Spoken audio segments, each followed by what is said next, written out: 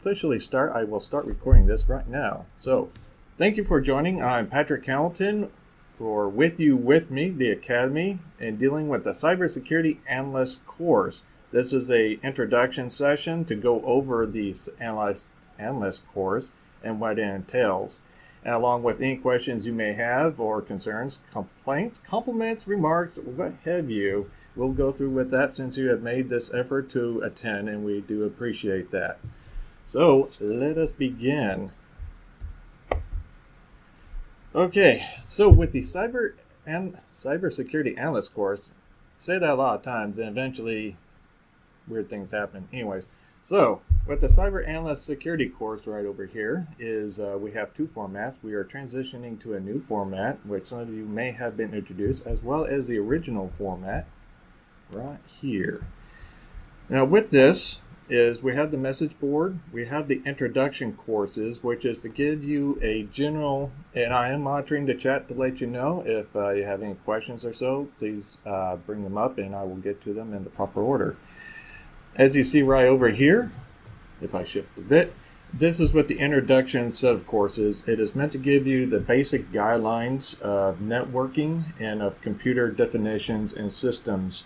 For example, what is a router, what are firewalls and of that nature, how do packets look like. There needs to be a base understanding of systems and how to go through things.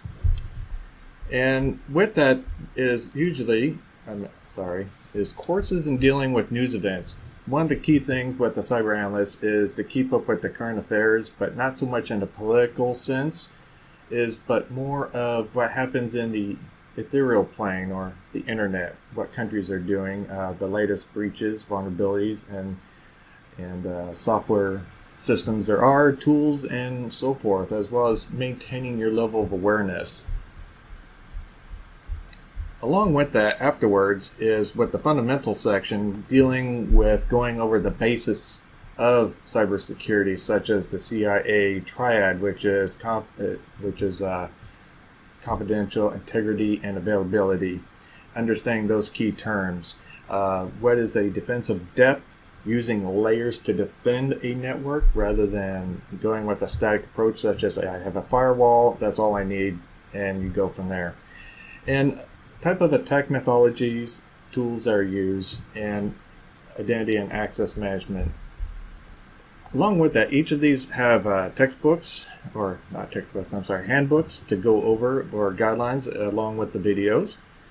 And on the technical side, then we go through some of these things, which is such as a Windows lockdown capabilities. I'll just go for a full screen effect over here. This has been quite a challenge for people, and we're going to be addressing more of that. The Windows lockdown is now optional, but please go at least take a look at the videos of it. The reason for the Windows lockdown and the Linux exercises is to give a in-depth, underneath the hood look of how to configure firewalls.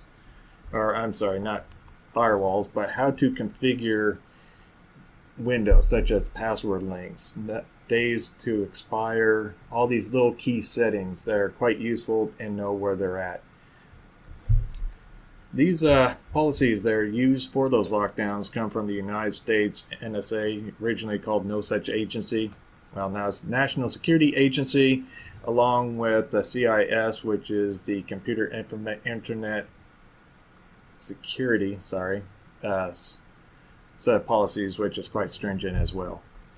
Along with that, what the type of environments, type of security systems, such as intrusion detection systems or intrusion detection prevention systems, what they are, the differences of those, and some online tools and systems such as VirusTotal and Shodan, quite useful to provide some level of assistance when dealing with attacks or threats or for your own sense of knowledge. And other tools such as the Nessus Vulnerability Scanner to scan your entire network to see what's going on, along with the Wireshark, which these things might not look so spectacularly graphical, but they're actually still in use, especially Wireshark. So with that, then there's the incident response, which is knowing the policies, guidelines, regulations of how to deal with a certain attacks, how a security posture should be of your network, and the type of policies that people can and cannot do, and along with the type of threats that may exist for the intelligence to use, and how to write and document these type of incidences. And along with that, then we have the Lazarus assignment, which is quite it's a lengthy process in writing up these reports, which are being graded and should be completed very shortly.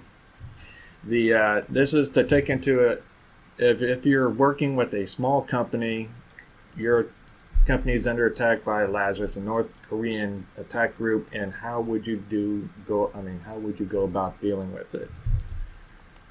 And then we have SIMs, System Information Event Management Systems, which are quite useful, or actually they're always used in the security field. We currently have 2, Splunk, which is a major industrial leader, along with WASA, which is open source, lightweight, and can work within a laptop.